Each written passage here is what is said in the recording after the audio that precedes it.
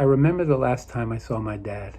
It was Sunday, March 3rd, 1985, a day I'll never forget.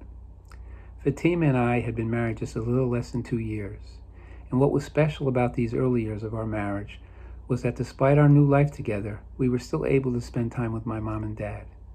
We would go out to dinner with them from time to time, and I remember once when we even went to a movie together, a double date, so to speak.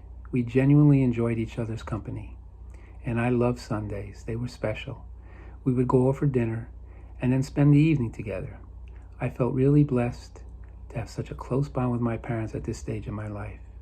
And I noticed that one thing had changed over time. It was my relationship with my dad. He was still my dad, and I was still his son. That would never change. But now that I was older, married, and hopefully more mature, a special friendship had developed between us.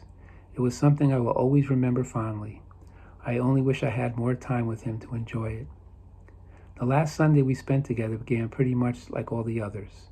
We talked about what had gone on during the week and what we had coming up while we enjoyed dinner.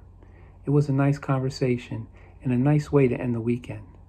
We happened to be doing our laundry on this particular day, and when it was done, we packed up, thanked my parents for dinner, and they got ready to leave for home, which was only a few minutes away. And then my dad did something I never expected. He asked us why we were leaving so soon. Now, this was our usual routine. We never stayed too late because Fatima and I had to get up early in the morning and take the train into work. And my mom did too. I recall reminding him that we still had stuff to do when we got home and that we couldn't get to bed too late because I was never a morning person and still had trouble waking up before the sun came up. He understood, and we were off. As we were in the car getting ready to leave, I glanced at the front door, and there was my dad standing there looking through the glass window waving goodbye.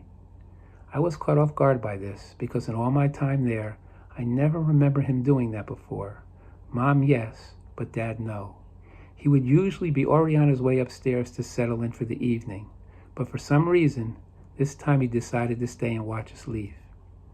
We spoke the next night on the phone, and then early the following morning, I was awakened by a phone call from my mom. My dad had passed away in his sleep, 5 days short of his 58th birthday.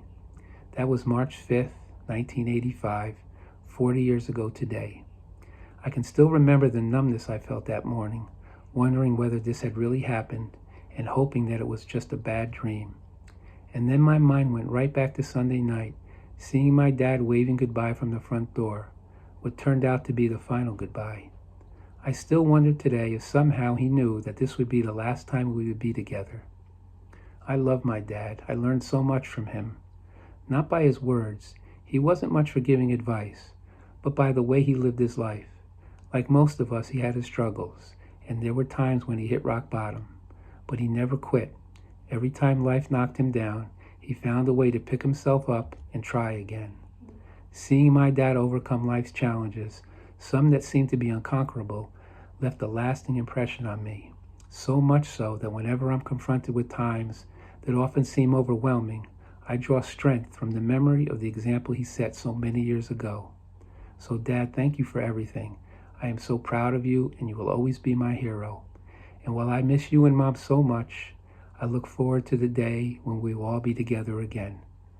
And though it's been 40 years since God called you home, you will always be right here inside me. I love you, Dad.